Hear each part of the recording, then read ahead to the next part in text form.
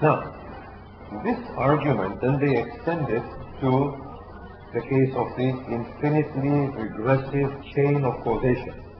The claim is this, that while I exist, my parents were my immediate cause. Their parents were their immediate cause. They came from dust. The dust came from cosmic gases. That came from the Big Bang. And there's an infinitely regressive chain. Where did those subatomic particles come from? Wherever they came from. So on and so forth. Why can we not have an infinitely regressive chain that has the dynamics within itself to produce itself and to produce further effects? We take the case of circularity and the impossibility of circularity and we apply it here. And we say, well, this is the quote of Allama, of course, from Tusi, taken from Tusi and others. He states, well, if you have this infinite regressive chain of unending causations that stretch out in the past, forget the present and the future. We are only concerned with the beginning at this point. Yes? Present and future doesn't come into this equation right now. Even in Ibn Sina's infinite chain without its beginning link, he doesn't address the present and the future. He's only addressing the past. So according to Allama, as I said, it takes from Tusi and others, he states, well, what is the common factor in every link of the unending causative chain? The only common factor is contingency. Contingency means need for a cause or dependency upon a cause. Now he states, what if through the notion of contingency you can bring the whole of this chain into one notional understanding that the whole chain is contingent?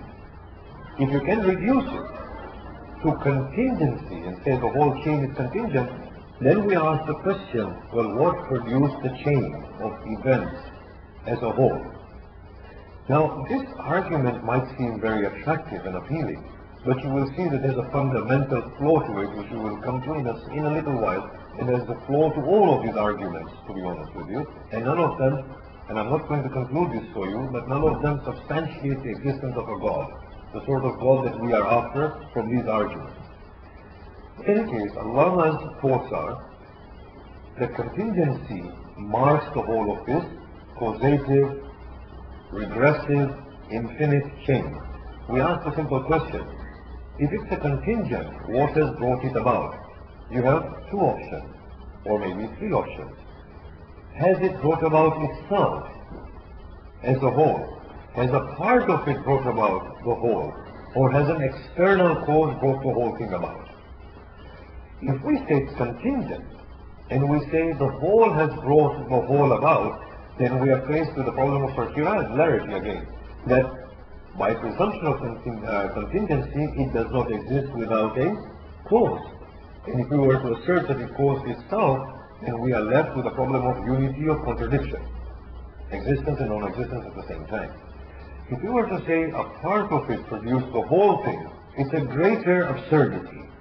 Existence and non-existence of a part and the whole simultaneously, which is an impossibility.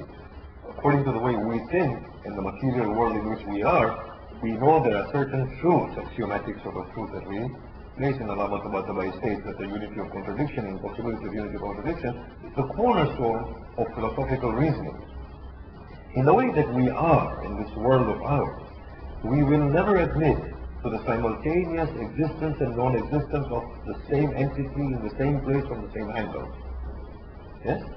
So here we're left with a third option, that an external cause has brought the whole of a contingent chain of events about. And that external cause, if it is contingent, then it joins with the contingency. The only option remains is that it is an eternal, uncaused cause, Aristotle's unmoved mover. The absurdity with this argument is what? There's a separation between the creation and the creator. That's a second sort of a thing that we are going to point at. That's the major flaw with all of those arguments.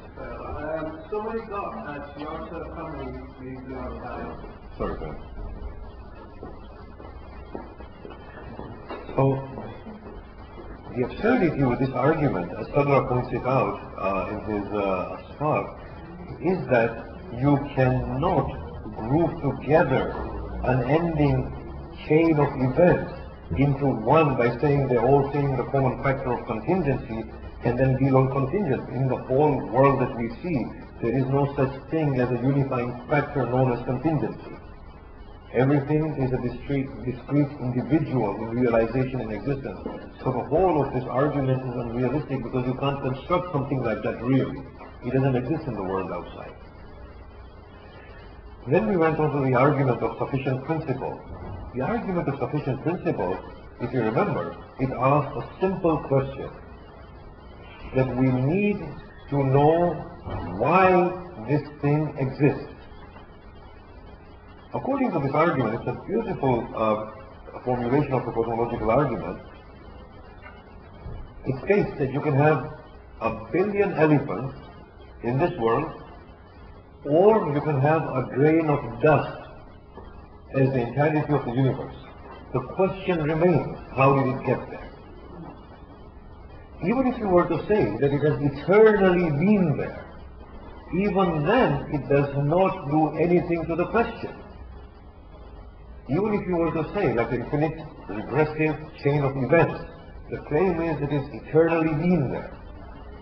The fact is, you have not answered the question. Even if something is eternally there, we are asking the question, why should it be there as opposed to not being there? And I find this as a very convincing and a compelling philosophical argument as to why is it there. However, the answer that they want from this particular inquiry is something that is not tenable at all. We say yes, we need to inquire why is it there as opposed to not being there. But what do you seek to achieve from it? The answer that the people who formulate such an argument give is that there has to be something that has produced it, which is unlike it in its nature. We say that is not something that you can convince us about. It's a bridge there is a bridge that needs to be made between this question and the response that you are offering. However, the argument is compelling as to why should it be there as opposed to not being there. And it's a wonderful way in which they have said it and we've studied this. Now, these were the cosmological arguments.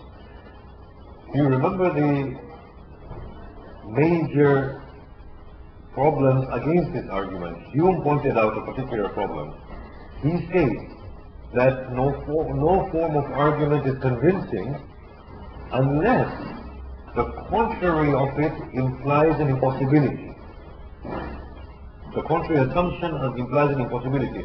He is going back to that principle or that cornerstone of philosophy in which we are talking about the impossibility of unity, impossibility of existence and non-existence.